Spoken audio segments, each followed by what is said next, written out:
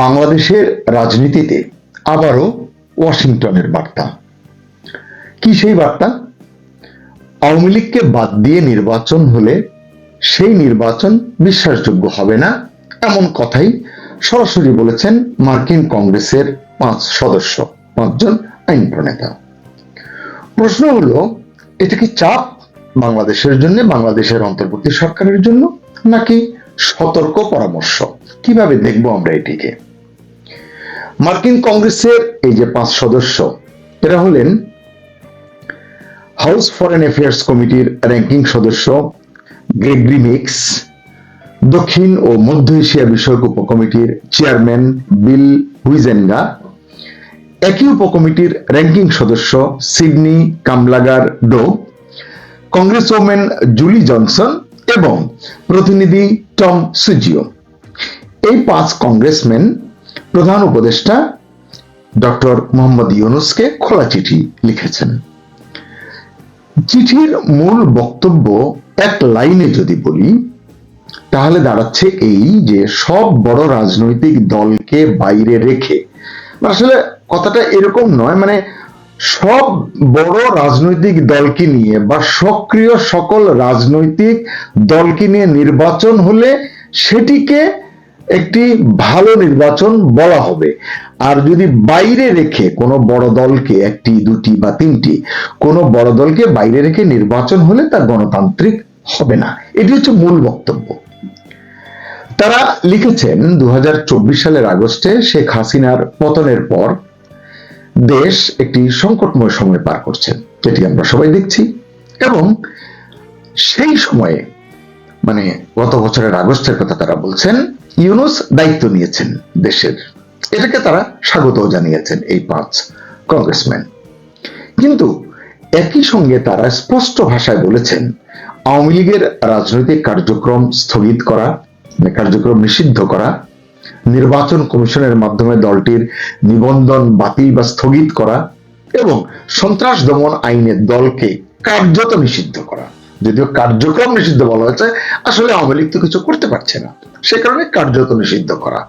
এই যে সিদ্ধান্তগুলো, এটাকে তারা বলছেন যে ফেব্রুয়ারি 2026-এ যে নির্বাচন, সেটি যদি 12 ফেব্রুয়ারি অনুষ্ঠিত হয়, তারা বলছেন যে এই পরিস্থিতি, মানে আওয়ামী লীগকে বাদ দিয়ে নির্বাচন বা জাতীয় পার্টি বা অন্য কোন দলকে, আওয়ামী লীগের শরিক দলগুলোকে বাদ দিয়ে যে নির্বাচন যদি হয়, এটি সেই নির্বাচনকে প্রশ্নবিদ্ধ করবে। মার্কিন কংগ্রেস সদস্যদের যুক্তি হলো, আগের নির্বাচনগুলো নিয়েও যুক্তরাষ্ট্র এবং আন্তর্জাতিক পর্যবেক্ষকরা বলেছেন সেগুলো ফ্রি ও ফেয়ার ছিল না। বিশেষ করে 2014, 2018, 2024-এর নির্বাচনের কথা এই প্রসঙ্গে এসেছে, সেগুলো ফ্রি এবং ফেয়ার ছিল না। এটি দেশেও অনেক সমালোচনা আছে। এখন যদি দেশের সবচেয়ে বড় ও ঐতিহাসিক দলকে, মানে আওয়ামী লীগকে বাইরে রেখে যদি আবারও নির্বাচন হয়, তারা প্রশ্ন তুলছেন তাহলে এই নতুন নির্বাচন কিভাবে বিশ্বাসযোগ্য হবে? এর আগের নির্বাচনগুলোতে একটিতে বিএনপি অংশগ্রহণ করেছিল জাতীয় ঐক্য ফ্রন্টের ব্যানারে, আর দুটিতে করেনি। অনেকেই একটি কুতর্ক করেন যে আওয়ামী লীগ তাদেরকে বাদ দিয়ে করেছে, নির্বাচন হয়েছে, তারা অংশ নেননি, অপরাধ জারি হোক, এটি গণতন্ত্রের জন্য ভালো হয়নি। এটি এখন তো হাড়ে হাড়ে আমরা টের পাচ্ছি।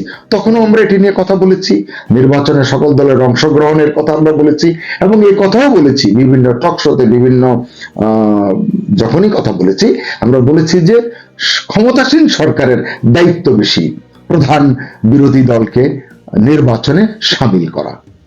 যাই হোক, এই চিঠিতে আরেকটি গুরুত্বপূর্ণ বিষয় উল্লেখ করেছেন মার্কিন এই 5 আইন প্রণেতা।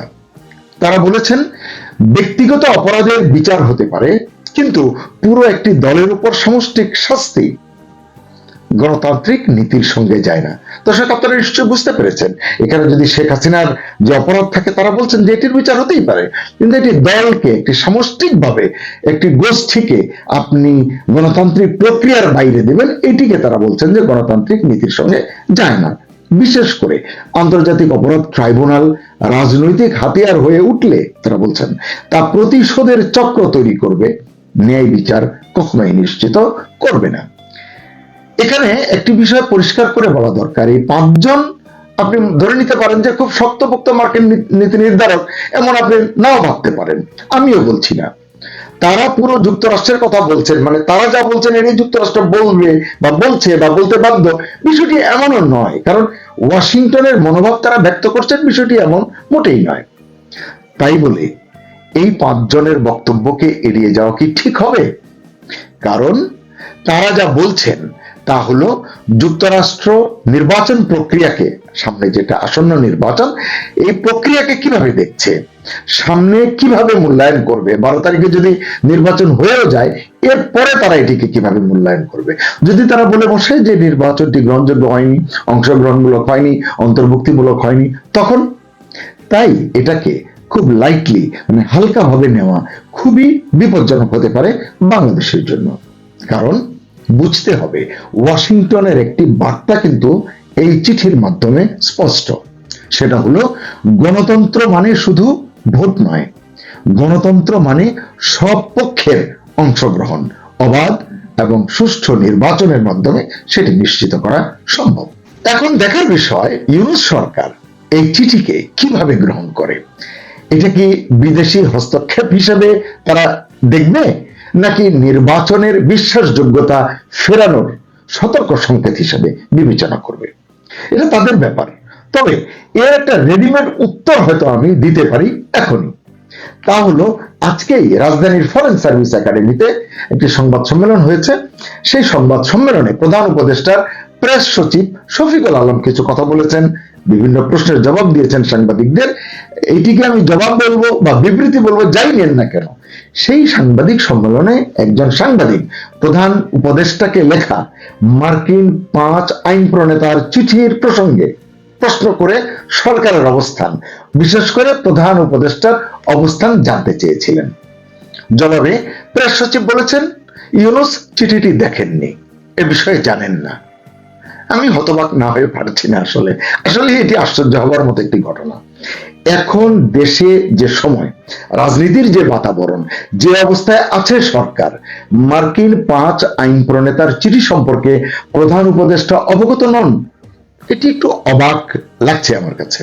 অথচ চিঠিটি তাকেই লেখা হয়েছে। দেশের অনেক পত্রিকায় এই চিঠির ছবি সহ সংবাদটি প্রকাশিত হয়েছে। তাহলে এটি তার দেখার কথা।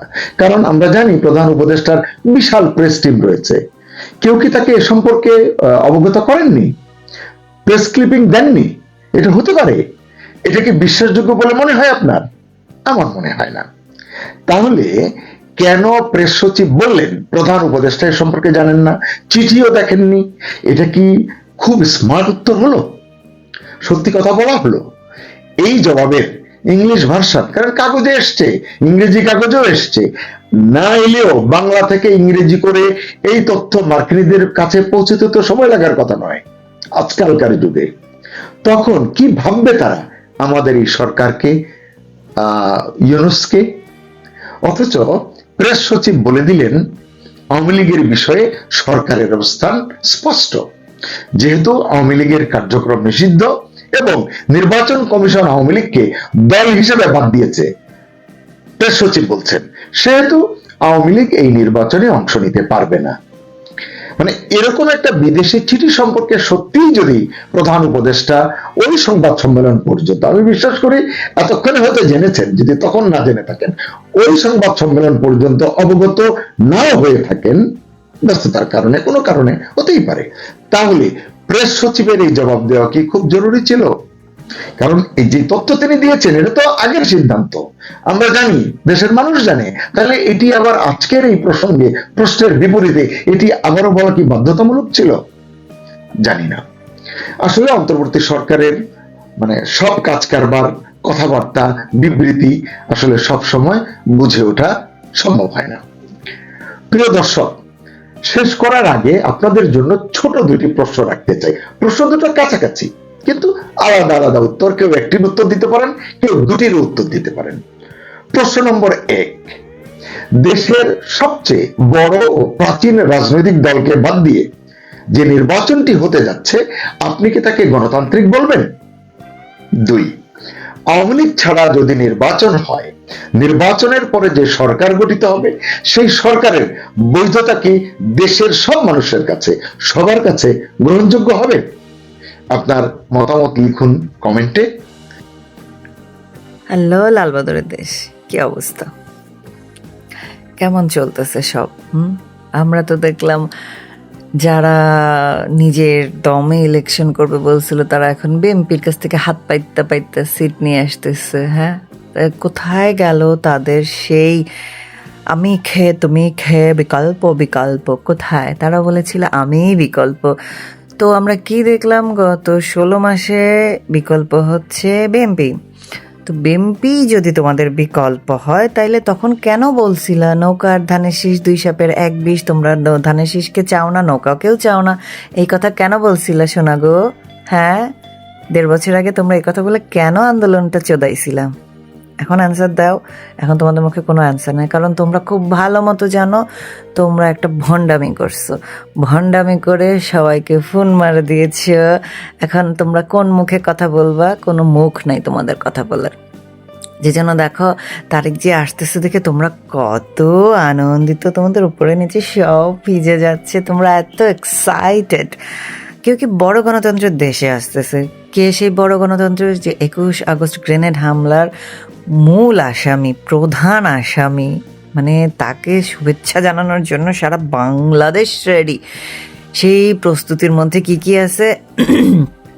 প্রস্তুতির মধ্যে আছে হচ্ছে শেখ হাসিনার বানায় যাওয়া এলিভেটেড এক্সপ্রেসওয়ে 2 ঘন্টা টোল ফ্রি থাকবে। কেন?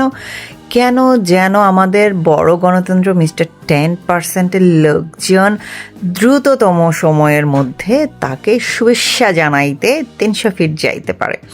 এদিকে কিন্তু আবার বড় গণতন্ত্র ভাইয়া বলেছেন আপনারা কেউ আমাকে বিদায় দিতে এয়ারপোর্টে আসবেন না। মানে কি?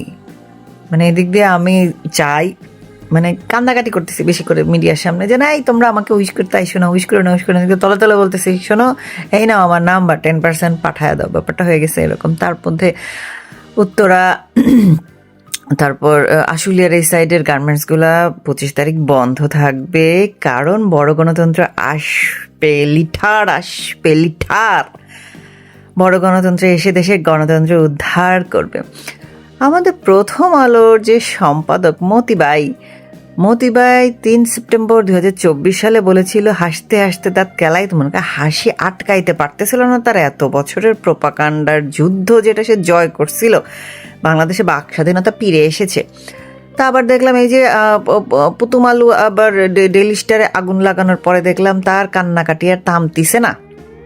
সে বলতেছে এখন তো কথা বলার স্বাধীনতা হারিয়ে গিয়েছে, আমরা তো এখন কথাই বলতে পারছি না। তাই 1 বছর আগে তুমি যে বলেছিলে ভাইয়া যে আমাদের স্বাধীনতা ফিরে এসেছে, এখন সে বড় গণতন্ত্রের আশায় বসে আছে যে বড় গণতন্ত্র ফিরে আসলে তারা আবার স্বাধীনতার স্বর্ণযুগে ফিরে যাবে, লাইক 2001 to 2006। এত স্বর্ণের যুগ সে কি করে মিস করতে পারে, যে 5বার দুর্নীতিতে বিশ্ব চ্যাম্পিয়ন, এটা তো সে মিস করতে পারে না। এবং সে আমাদের মতিবাই হচ্ছে সেই 10% নামকরণের পেছনের ব্যক্তিটা, বোঝা গেছে। সে এখন এই 10% ভাইয়ের জন্য মহা আকর্ষণ আগ্রহ নিয়ে ফন্দে তেল মেরে বসে আছে যে আসবে আর তার মারবে, বুঝেন অবস্থার। যাই হোক, আমরাও দেখতেছি, তোমরাও দেখাচ্ছ, জামানত না থাকার লোকজন বিএনপিতে হাত পাইতে সিট নিয়ে এসছে। তোমরা এতদিন বলেছিলে তোমাদের অনেক হ্যাঠাম, তোমরা নিজেরা ইলেকশন জিতে সরকারে চলে আসবে, তো সেই ঘুরা ফিরা বিএনপির ঘুরি যদি খাবি তো এতদিন কেন নাটকটা চোদাইলি বল? হ্যাঁ, তোদের মানে নাটক চোদানোর মানেটা কি? আমরা বিএনপিকেও চাই না, আওয়ামী লীগকেও চাই না, জামাত শিবিরকেও চাই না, হোয়াট এ ডায়লগ। কিন্তু ঘুরে ফিরে আমরা কি দেখতে পাচ্ছি? তোমরা যে আমি খেয়ে তুমি খেয়ে রাজাকার, তোমরা রিয়েলি রাজাকার, তোমরা আসলেই লালবদর চোদাইন্না রাজাকার। না হলে তোমরা এখন কিভাবে ধানের শীষকে এত সেলিব্রেট করতে যাচ্ছ, এত উইশ করতে যাচ্ছ, কিভাবে এত হাসতে হাসতে রিসিভ করতে যাচ্ছ? কোনো কারণ আছে? অবশ্যই, কারণ তোমরা হচ্ছে চোর, ছ্যাচ্চোর, ছোট লোকের বাচ্চা। তোমরা রাজাকারের বাচ্চা, আর কিছু না। যে কারণে তোমরা এই ভণ্ডামিটা চুদায় এখন ঠিকই বিএনপির ভাত খেতে যাইতেছো। তো এটাই তোমাদের নিয়তি। সেই নিয়তি তোমরা কেন ওই 1.5 বছর আগে নাটক চুদাইছিল আমাকে একটু বলবা? তোমাদের তো এখন বলার কোনো বাঁচাও নাই মুখের মধ্যে, মুখ দিয়ে বের হবে না। তোমাদের যদি এখন মুখের উপরে কোশ্চেনটা করি যে কেন ওই নাটক চুদাইছিল, তোমাদের কোনো অ্যান্সার দিতে পারবে না, একেবারেই পারবে না। কি অ্যান্সারটা দিবা বেস্ট? যে আমরা আসলে বুঝতে হারি নাই আমাদের নুনুচ্চা যে এত খারাপ হবে, তো নুনুচ্চার তুলনায় আমরা বিএমপিকেই আনতেছি। মানে সিরিয়াসলি, এই তোমাদের বিকল্প? হ্যাঁ, মানে হচ্ছে তোমাদের সকল অ্যালার্জি আওয়ামী লীগ, বঙ্গবন্ধু 71, স্বাধীনতা, সব কিছু নিয়ে। আর তোমরা মুখে স্লোগানটা দিবা অ্যান্টি ইন্ডিয়া, কিন্তু গিয়ে শেষমেশে ইন্ডিয়ার কাছ থেকেই ভাত, চাল, পেঁয়াজ, রসুন সবাই না তোমরা খাইবা। বুঝতে পারছো? তোমাদের এই বাবর আব্বা বলছিল যে 7 সিস্টারকে খেয়ে দিবে তোমাদেরকে সাথে নিয়ে, সেই বাবর আব্বা তোমাদেরকে তো এখন কি অ্যাবান্ডন করে দিয়েছে, তোমাদেরকে মানে একদম কি ডিভোর্স দেওয়ার সন্তান করে ফেলেছে। বুঝেছো? তোমাদেরকে পাত্তাই দিচ্ছে না। তোমরা যে এত ইমানি জোশে 7 সিস্টার খেতে যাচ্ছিলে, কোথায় কোথায়? নাই তো। সবচেয়ে মজা পেয়েছি আমি, আমাদের ট্রাক ভাইয়া এমন বাটে পড়ছে, সে দেশে নাইমা আগে যাবে শাওয়ালাদের কবরে জিয়ারত করতে। বুঝেন অবস্থা? মানে কি একটা নেতা, সে দেশে ফিরে তাকে যাইতে হবে শাওয়ালাদের কবরে, এমন বাটে বিএনপি আগে জীবনেও পড়ে নাই। এই সার্কাসটা দেখতে সবচেয়ে ভালো লাগতেছে। সার্কাসটা আমরা দেখে রাখলাম এন্টারটেইনমেন্ট পারপাসে, ফিউচার আমাদের কাজে লাগবে। আর সবচেয়ে হাস্যকর যেটা লাগতেছে সেটা হচ্ছে শেখ হাসিনার নামে বদনাম করে সেই শেখ হাসিনার বানানো 300 ফিটে, শেখ হাসিনার বানানো এলিভেটেড এক্সপ্রেসওয়ে, শেখ হাসিনার বানানো মেট্রো, শেখ হাসিনার বানানো পদ্মা সেতু, সব কিছু দিয়ে তোমার নেতাকর্মীদেরকে আসার আহ্বান তুমি জানাচ্ছ। ট্রাক ভাই, তোমার লজ্জা লাগে না? 10% খাইয়া যার অভ্যাস, 17 বছর ধরে বিদেশ বইয়ে থেকে, যার কোনো ফিক্সড ইনকাম নাই, কন্টেন্ট ক্রিয়েশনে তো বেশি দিন হয় না টাকা দেয়, এর আগে তো টাকা দিত না। তারপরও ভাইয়ার পুষি ক্যাটের লাক্সারি তো কমে নাই, তাইলে তার আবার লজ্জা কিসের? কোনো লজ্জা নেই। এখন দেখার বিষয় যে আমাদের সান্তাক্লজ ভাইয়া 25 তারিখ ঠিক কখন দেশে নামছেন, কারণ আজকে এখন এইখানে দুপুর 12টা, ওনাকে যদি বাংলাদেশে পৌঁছাইতে হয় তাইলে আজকে ফ্লাইট ধরতে হবে। দেখি উনি বাংলাদেশে পা না দেওয়া পর্যন্ত আমার বিশ্বাস হচ্ছে না। বিশ্বাস হওয়ানোর, আমাকে বিশ্বাস করানোর জন্য হলে তো ওনাকে যাওয়া দরকার। একটু যাক না একটু দেখি আমরা যে বড় গণতন্ত্র দেশে ফিরে এতদিন পরে দেশের ইয়েটা আবার কোন কোন দিক দিয়ে মারে, আমরা একটু দেখি, আমাদেরকে একটু দেখান। বহুত বড় বড় কথা শোনাইছেন বড় ভাই, হ্যাঁ একটু যান, গিয়ে দেশটা একটু উদ্ধার করেন। আপনার যে ট্রিক্স, যে নুনুচ্চার আমলে নুনুচের নাম দিয়ে আওয়ামী লীগ লোকদেরকে আমরা একদম মেরে ধরে শেষ করব, তারপর দোষ যাবে নুনুচ্চার সরকারে। বিএমপি সরকার যদি গঠন করতেও পারে, সো কল্ড ইলেকশন করে, দোষ বিএমপির ঘাড়ে আসবে না। ভাইয়া শোনেন, আপনি 61 বছরের তরুণ হইতে পারেন, আপনি কচি হইতে পারেন, আমরা কচি না। আমরা এলাকায় কে কার পিছনে লেগেছে সেটা আমরা খুব ভালো মতো জানি। সো এই নাটক আমাদের সামনে চোদায়েন না, আমরা এসব বুঝতে পারি। বুঝছেন? বিএনপি মানে এত নিম্ন বুদ্ধির যে তারা যে এই নাটকটা যে করছে 1.5 বছর আমাদের সাথে, এটা আমরা খুব ভালো মতো জানি। So that will be paid in